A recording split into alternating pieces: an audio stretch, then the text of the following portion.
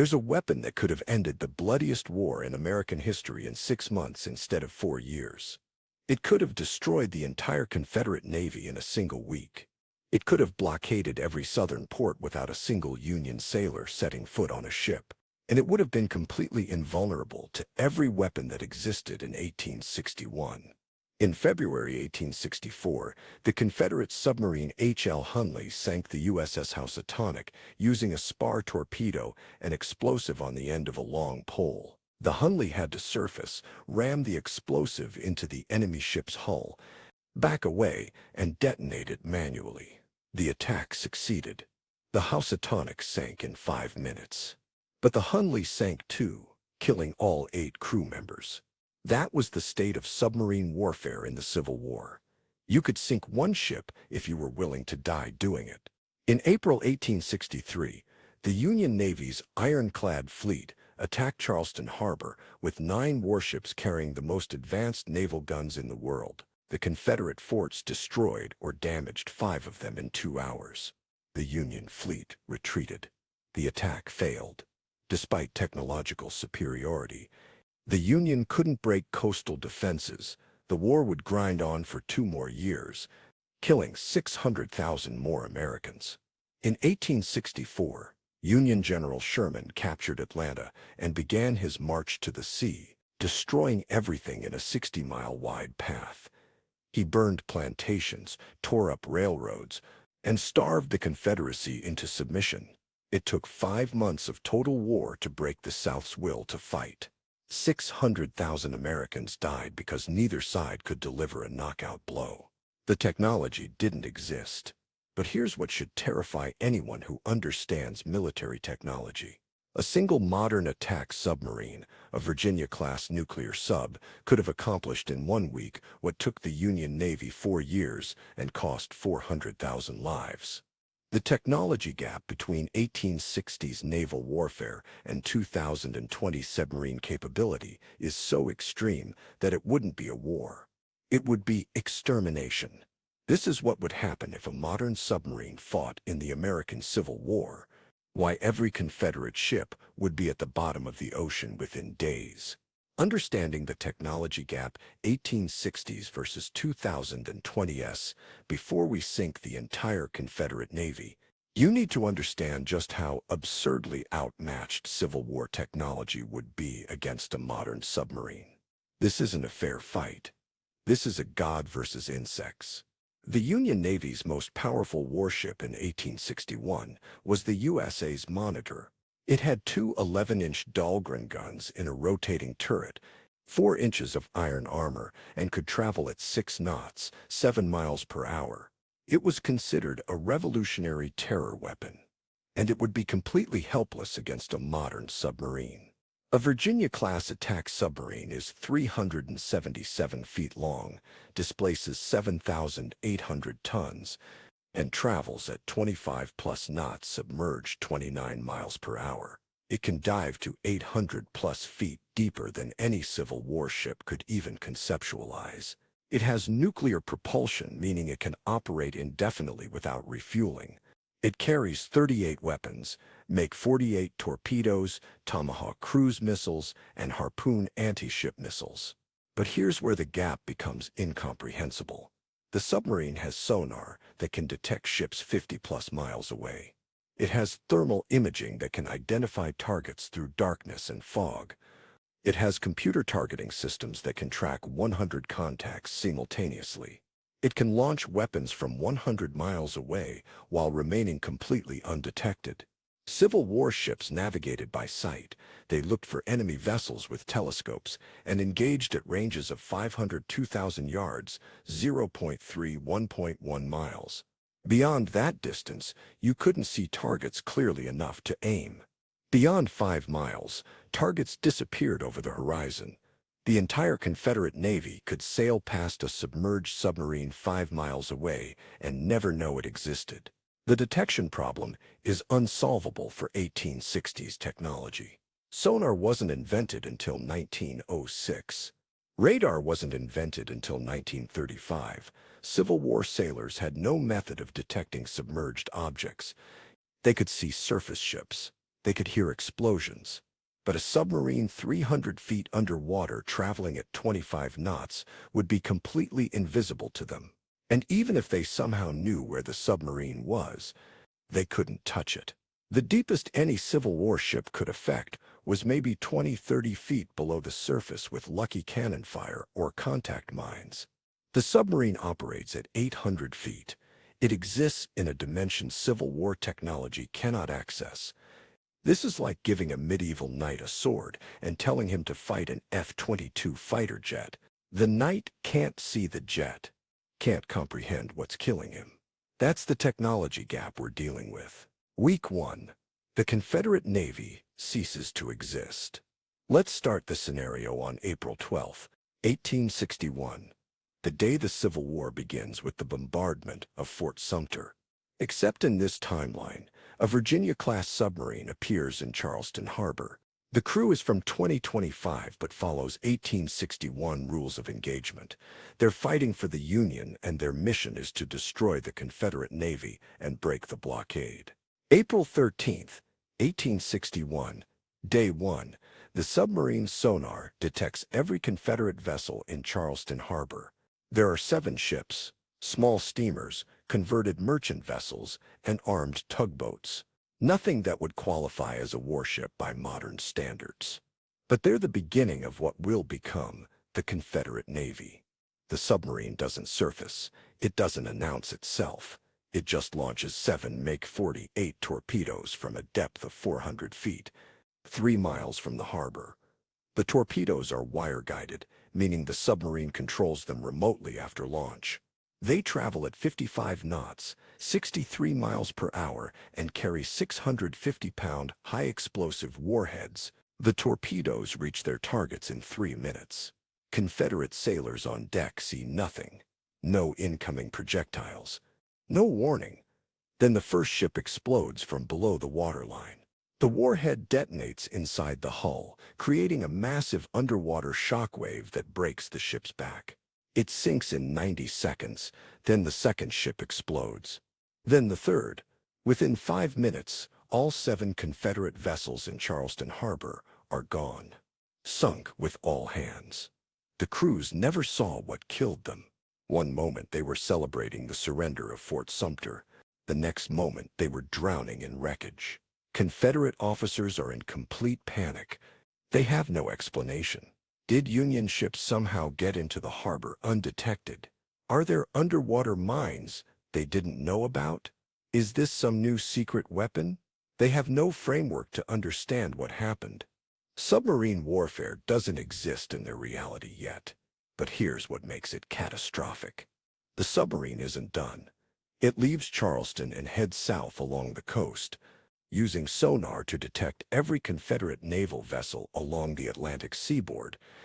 April 14th, 1861.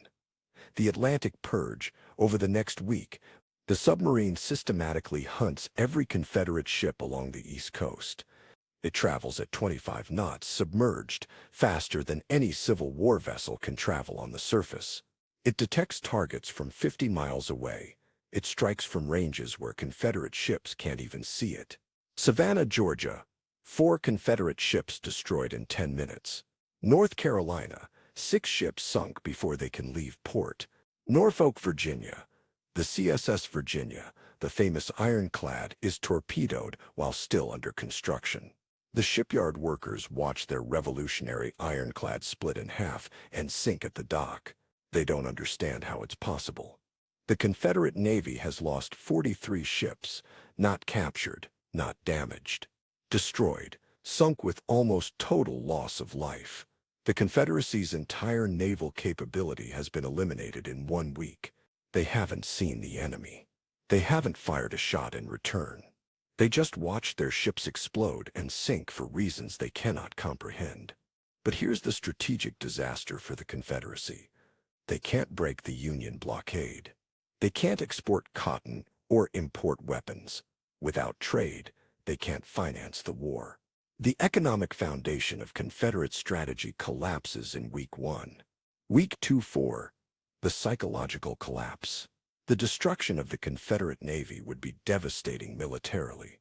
But the psychological impact would be even worse, because no one can explain what's happening. Confederate newspapers try to make sense of it. Secret Union weapon destroys fleet. Mysterious underwater device sinks ships. Is this the work of sea monsters? They're grasping for explanations because the truth that a submarine from 164 years in the future is hunting them is impossible for them to conceptualize. Union newspapers are equally confused. Lincoln's government has no idea where this submarine came from or who's operating it. They just know that Confederate ships are exploding up and down the coast, and the Confederacy is panicking. Lincoln isn't going to question good fortune, but his advisors are terrified that whatever is destroying Confederate ships might turn on Union vessels next. But here's where the terror becomes paralyzing for the South. After the first week, not a single Confederate ship will leave port. Captains refuse orders. Crews desert. Why would you sail when 43 ships have been sunk by an enemy you can't see, can't fight, and can't understand? It's not cowardice, it's rational calculation. Staying in port means survival. Leaving port means certain death. The blockade becomes absolute. The Union Navy doesn't even need to patrol anymore. Confederate ports are sealed not by Union ships, but by Confederate fear. No merchant vessel will attempt to run the blockade. No warship will challenge Union control of the seas. The South is economically isolated because the mere possibility that the submarine might be waiting out there is enough to stop all maritime activity, and the submarine reinforces this fear strategically. It sinks one Confederate ship that attempts to leave port. Just one. The submarine could sink all of them, but it doesn't. It wants the South to know the waters belong to the Union now. Any ship that ventures out will be destroyed. No exceptions. By May 1861, the Confederate Navy has effectively surrendered without fighting. They still have ships in port. They still have sailors, but they're useless because they won't leave dock. The psychological victory is complete. Month 2. The Mississippi River Campaign that never happens in actual history. The Union's strategy to control the Mississippi River took 2 years and included brutal battles at Fort Donelson, Shiloh, Vicksburg, and Port Hudson. The campaign cost 40,000 Union casualties and 30,000 Confederate casualties. It was slow, grinding warfare where every mile was contested. With a modern submarine, the Mississippi campaign takes 3 weeks and costs 0 Union casualties. June 1st, 1861. The submarine enters the Mississippi River from the Gulf of Mexico. Confederate forces have built fortifications at strategic points along the river, forts with heavy guns designed to stop Union ironclads from advancing upriver. These fortifications are designed to fight surface ships, guns positioned to fire at vessels 10-20 feet above the waterline. Obstacles placed in the river to block ship movement, chains stretched across narrow points to trap enemy vessels. It's a defensive system designed for 1860s naval warfare. The submarine travels underwater at 300 feet depth. The river is only 200 feet deep in most places, so the submarine hugs the bottom. Confederate fortifications can't detect it, can't target it, can't stop it. The submarine simply cruises past every defensive position the Confederacy has built. At each Confederate fort, the submarine surfaces just long enough to fire Tomahawk cruise missiles. These are terrain-following missiles with 1,000-pound warheads and 1,000-mile range. They can be programmed to hit specific buildings or bridges. They're guided by GPS, which obviously doesn't exist in 1861. But the submarine's navigation computers can still calculate precise targeting. Fort Jackson near New Orleans. 6 Tomahawks destroy the fort's gun emplacements, barracks, and ammunition storage. The fort surrenders within an hour because there's nothing left to defend. Vicksburg fortifications. The hills overlooking the river are fortified with dozens of artillery positions. The submarine fires 12 Tomahawks that systematically destroy each position. The defenders watch explosions rain down from the sky with no incoming fire they can see. The fortifications that held out for 47 days in actual history surrender in 6 hours. Memphis Confederate forces are building ironclads at the naval yard. The submarine torpedoes the ships while they're still in dry dock, then launches tomahawks to destroy the construction facilities. The Memphis Naval Yard ceases to exist. By June 21st, 1861, the Union controls the entire Mississippi River without sending a single infantry soldier or surface ship into combat. The Confederacy is cut in half. Texas, Louisiana, and Arkansas are isolated from the rest of the South. The strategic artery that sustained the Confederacy is gone. But here's the strategic cascade effect. With the Mississippi under Union control, Confederate forces west of the river can't reinforce armies in Tennessee and Virginia. The South's ability to coordinate defense across regions collapses. Union forces can now advance into the Confederate heartland with minimal resistance because Southern armies can't be supplied or reinforced. Month 3. The Coastal Destruction Campaign, July 1861. The submarine has destroyed the Confederate Navy and secured the Mississippi River. Now it begins targeting Confederate infrastructure along the coast. Every major Southern port is vulnerable. Charleston, Savannah, Mobile, New Orleans. These cities depend on maritime trade for survival. They have coastal fortifications designed to stop ships from approaching. But fortifications can't stop cruise missiles launched from 50 miles offshore by a submarine they can't detect. The submarine doesn't target civilians. It targets military and economic infrastructure. Shipyards, warehouses storing cotton for export, railroad terminals connecting ports to inland areas, bridges. The goal is to cripple the South's economy without causing mass civilian casualties. Charleston. The submarine fires 8 tomahawks at the port facilities. In 20 minutes, every warehouse, crane, and dock is destroyed. The port that was the economic heart of South Carolina is rubble. Savannah. Similar attack. The rail bridges connecting Savannah to inland Georgia are destroyed. The city becomes an economic dead end. Ships can't dock, trains can't arrive, trade stops completely. The mobile shipyards are building replacement ships for the destroyed Confederate Navy. The submarine detects them with radar from 60 miles away and fires 10 tomahawks. The shipyards and the partially completed vessels are obliterated.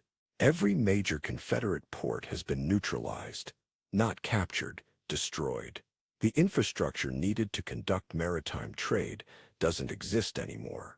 Even if Confederate ships could somehow survive, they'd have nowhere to dock and no facilities to load or unload cargo. Here's the economic death spiral. The Confederacy's economy was built on cotton exports to Europe. Cotton generated revenue. Revenue bought weapons and supplies from European manufacturers. Without ports, there's no export. Without export, there's no revenue. Without revenue, the Confederate Army can't be supplied. The economic engine that was supposed to fund the war grinds to a halt in month 3. Month 4. The war ends without major battles. September 1861. The Confederate government faces an impossible situation. Their navy no longer exists. The Mississippi River is under Union control. Every major port has been destroyed. They can't export cotton or import weapons. Their armies are running low on supplies and can't be resupplied. They have no idea how to fight an enemy they can't see or counter. Confederate President Jefferson Davis calls for emergency meetings with his cabinet. The military situation is hopeless. They haven't lost a major land battle. Gettysburg, Antietam, Shiloh haven't happened yet because the Union hasn't needed to invade. The South has been strategically defeated without the armies ever engaging in the massive battles that define the actual Civil War. The political pressure becomes unbearable. Confederate states are hemorrhaging money. Soldiers aren't being paid.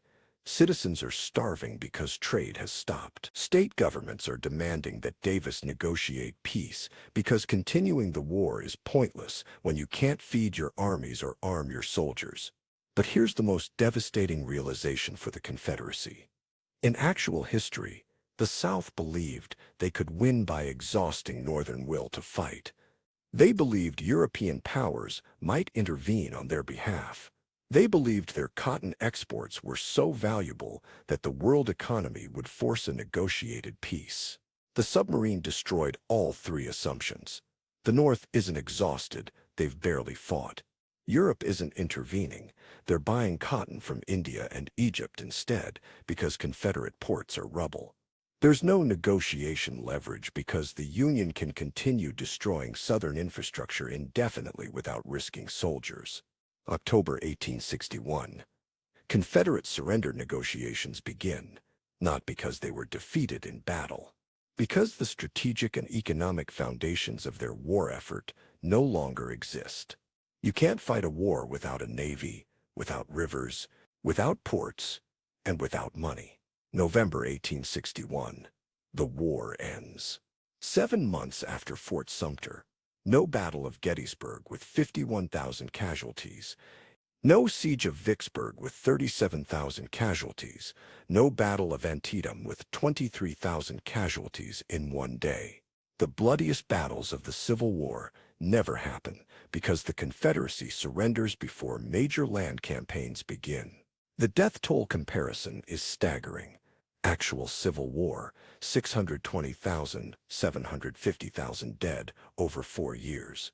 This alternate timeline, maybe 5,000 dead, mostly sailors on ships the submarine sank. That's 99% fewer casualties because the war was decided by technology, not by grinding attrition warfare. Why this scenario is more terrifying than you think. The obvious takeaway is modern technology would dominate 1860s warfare. But the deeper implication is more disturbing. Technology gaps make conventional warfare obsolete. The Confederacy never had a chance to adapt.